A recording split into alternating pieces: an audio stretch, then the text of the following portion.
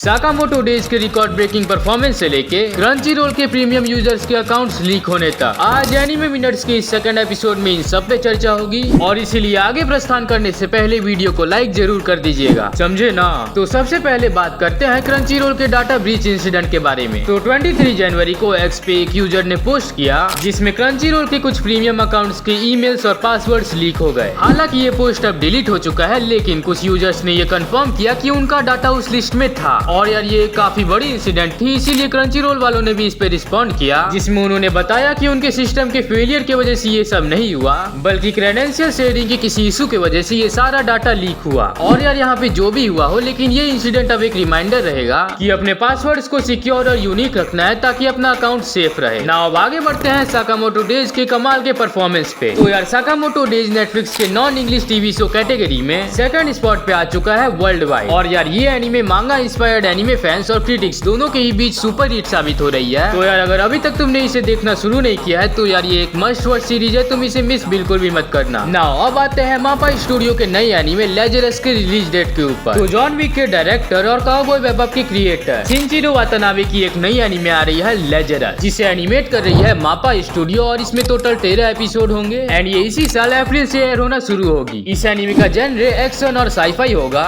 तो अगर तुम्हें हाई ऑक्टेन विजुअल्स और यूनिक स्टोरी टेलिंग पसंद है देन ये सीरीज तुम्हारे वॉच लिस्ट में होनी ही चाहिए। नाउ अब आते हैं प्रोडक्शन आईजी और सिग्नल एमडी के मर्जर पे। तो प्रोडक्शन आईजी जिस स्टूडियो ने हाई क्यू, कुरोकोस बास्केटबॉल और साइकोपास जैसे एनिमेज को एनिमेट किया है, अब वो मर्ज होने वाली है सिग्नल एमडी स्टूडियो के साथ। 1 जून को ये दोनों स्टूडियो एक हो जाएंगे, जिसमें प्रोडक्शन आईजी सर्वाइविंग कंपनी का काम करेगी और सिग्नल एमडी डिसॉल्व हो जाएगी। और इस मर्जर के पीछे सिर्फ एक ही रीजन है, प्रोडक्शन क्वालिटी को और भी एनहांस करने का। तुम्हारा इसके ऊपर क्या ओपिनियन है वो तुम कमेंट में जरूर बताना। नाउ अब बढ़ते हैं कुछ मेजर अपडेट्स पे। वन पीस और लेगो का कोलैब अनाउंस हो चुका है। तो अब अगर तुम्हें लेगो की तरफ से वन पीस के टॉयज देखने को मिल जाए तो हैरान मत होना। नाउ अब आगे बढ़ते हैं काई सेनेट पे, जिन्हें कि तुम अच्छे से जानते होगे। तो यार काई सेनेट प्लान कर रहे हैं एक बेब्लेड टूर्नामेंट बनाने का। तो यार तुम्हारा इसके ऊपर क्या ओपिनियन है वो तुम कमेंट में बताना। मैं और मेरे सभी भाई बेब्लेड काफी ज्यादा देखते थे एंड इसी से इंस्पायर होके ही हम लट्टुओं को ही बेब्लेड मान के खेलते थे एंड इसीलिए मैं तो इस टूर्नामेंट के लिए बिल्कुल एक्साइटेड हूँ। नाउ अब आते हैं dragon ball sparking zero video game पे, जो कि पिछले साल यूएस की 4th highest selling video game थी। नाउ अब आगे बढ़ते हैं आइडियलिस्ट 7 के सीजन 4 पे,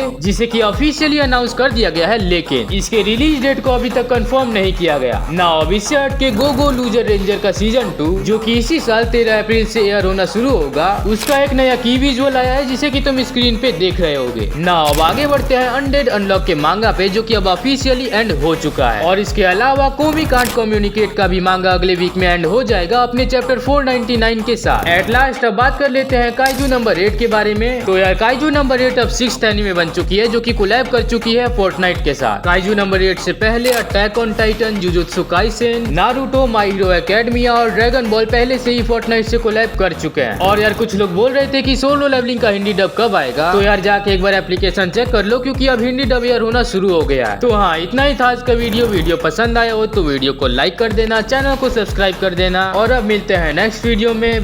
बाय बाय।